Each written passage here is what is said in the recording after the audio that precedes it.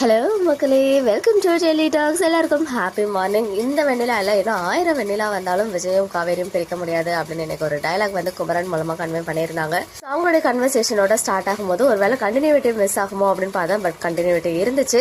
So Kaveri வந்து நேற்றுக்கு அந்த எண்ட்லேயே வந்து அவங்க கிளம்பிட்டாங்க போல, அதெல்லாம் பார்க்க முடியாமல். அண்ட் விஜய் வந்துட்டு அந்த வெண்ணிலா வந்து கையை பிடிச்சிட்டு இருக்காங்க இல்லையா, விஜய்னு சொல்லிட்டு அவரே கையை எடுத்து விட்டது ரொம்ப நல்லா இருந்துச்சு. அண்ட் அவங்க வந்து காவேரியை பற்றி எல்லாத்தையுமே எக்ஸ்பிளைன் பண்ணுறாரு விஜய் வந்து நம்ம வெண்ணிலா கிட்ட. நீ அந்த இடத்துல இருந்திருந்தா கூட இந்த மாதிரி ஒரு வேலையை பண்ணியிருக்க மாட்டேன். ஸோ காவேரி எனக்காக வெயிட் பண்ணிட்டு இருப்பா. அது மட்டும் இல்லாமல் காவேரி என் மேலே ஆல்ரெடி கோவமாக இருக்கா, நான் போகணும் அப்படின்னு சொல்லி வெண்ணிலா கிட்ட எல்லாத்தையும் புரிய வச்சுட்டு அவர் வந்து போயிட்டாரு. ஸோ நான் எதிர்பார்த்தது தான் காவேரி வந்து எப்படா விஜய் வருவாங்க அப்படின்னு பார்த்துட்டு அவங்க வந்து தூங்க போகிற மாதிரி ப்ரிட்டன் பண்ணுவாங்கன்னு நினச்சேன். ஆஸ் எக்ஸ்பெக்டட் அதே தான் நடந்துச்சு. போயிட்டு எதுவுமே ஒரு குட்டி கான்வர்சேஷன் கூட இல்லை. ஈவன் விஜய் வந்து தெரியும்னு நினைக்கிறேன் காவேரி தூங்கலை சும்மா நடிக்கிறான்னு சொல்லிட்டு, பட் இருந்தாலும் அவர் வந்து எதுவுமே அங்கே ட்ரை பண்ணலை.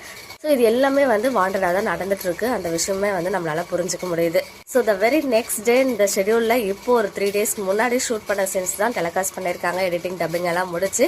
ஸோ அந்த நியூ லுக் நிறைய பேர் நிறைய விதமாக கற்பனை பண்ணோம். பட் அதெல்லாம் எதுவுமே கிடையாது. பட் நான் எதிர்பார்த்த ஒரே விஷயம், இந்த ஃப்ளாஷ்பேக்லாம் இருக்கும் எனக்கு கொஞ்சம் கூட தோணவே இல்லை.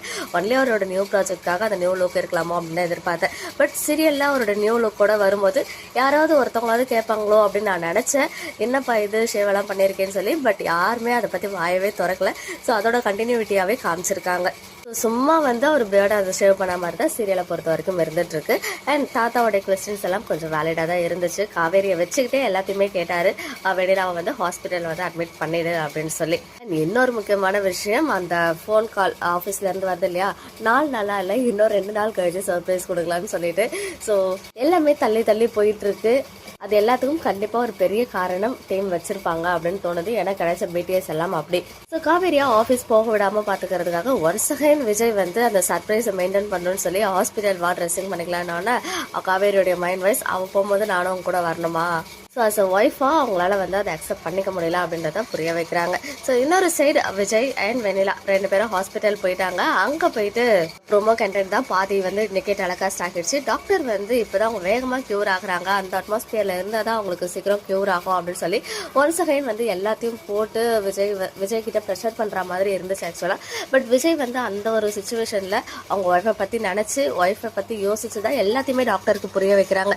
பட் இருந்தாலும் டாக்டர் சொல்கிற விஷயம், இங்கே வந்து வெண்ணிலா விட்டு போனால் இன்னும் வந்து காம்ப்ளெக்சிட்டி அதிகமாக தான் ஆகும். அங்கே இருந்தால் தான் உங்களுக்கு வந்து அவங்க சீக்கிரமாக க்யூர் ஆவாங்க, கண்டிப்பாக 2 வாரத்துலேயே க்யூர் ஆவாங்க அப்படின்னு சொல்லும் போது ஒரு பெரிய ஹிண்ட் வந்து நமக்கு கிடைக்குது. ஏன்னா ஆல்ரெடி விஜய் சொல்லியிருக்காரு இன்னும் 2 வாரம் தான் இருக்குது கான்ட்ராக்ட் முடியறதுக்கு, அதாவது அவங்களுடைய ஃபர்ஸ்ட் வெட்டிங் ஆனிவர்சரி வரதுக்கு.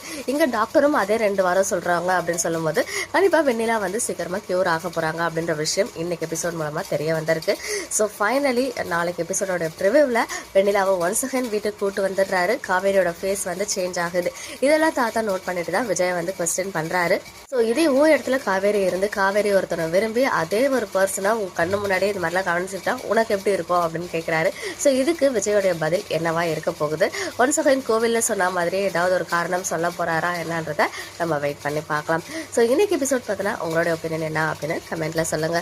ஓகே மக்களே, நெக்ஸ்ட் வீடியோவில் மீட் பண்ற எக்ஸ்க்ளூசிவ் அப்டேட்ஸ்க்கு மறக்காம நம்ம யூடியூப் சேனலை சப்ஸ்கிரைப் பண்ணிக்கோங்க.